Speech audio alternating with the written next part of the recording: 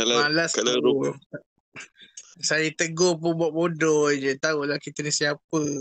bukan Z Kita ni ni memang macam tu. biasa. Dia pendiam sikit. Bontot pendiam. Tadi peluk dengan perempuan kau main Is. laju lagi. Dengan perempuan kau main laju lagi. Oh, faham. Z ni ke?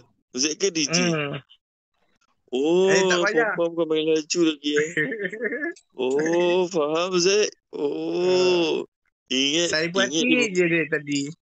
Ingat dia bukan macam tu. Rupanya dia macam tu. Oh, faham. Dua dia tak tahu kita ni dok berkawan juga.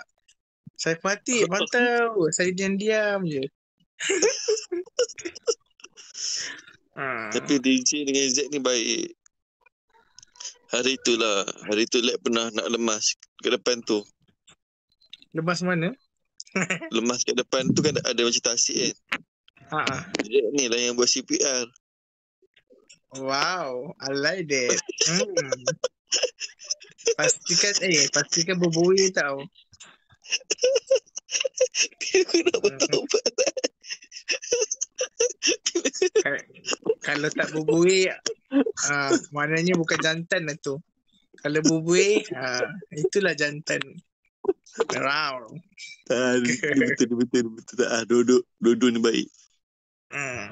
Baik. Aku jangan lah. Select lah. Cool je lah. Banyak berdosa aku. Cilaka DJ. Faham daripada botol. Tapi DJ Bon ni dia pendiam sikit. Tapi kalau hari tu aku jumpa dia dekat kelab. Dia power DJ. Depan-depan ke? Bukan dekat kelab room. Oh, kalau depan-depan aku rasa dia ni dah lama is rogol ni. Geram tengok dia. Abang DJ nak isap. Is tak baik Is. Okay lah ya. Isap light ya. Light sini light cepat. Bongok lah Is. Tak payah lah Is. Tak baik lah benda tu macam tu. Kadang-kadang melawan takut jadi benda betul tau. Cepatlah. Sikit je. Zek, aku takut Zek.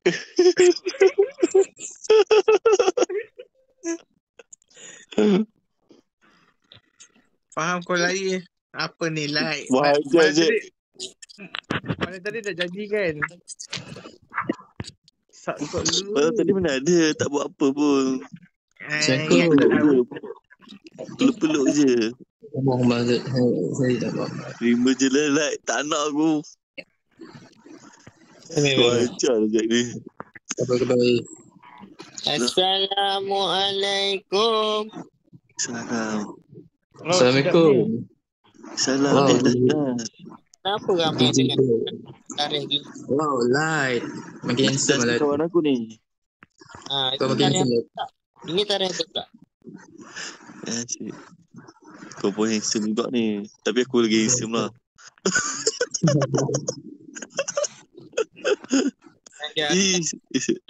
Jangan tu. Tak follow back di atas kan. Follow back. Apalah. Kau tak nak follow back. Mana Is tadi? Oh, DJ Bong. DJ Bong. Kenal kan? Oh, kenal dia DJ Bong. Dia ni famous ni DJ Bong ni. Sebelum dia DJ kat kelab, dia DJ kat Kenduri dulu. Lepas tu dia start slow lah sampai ke DJ kelab. Ni adik-beradik dengan tu ke? Body ke? Hello everybody. Hello. Hello. Ambon.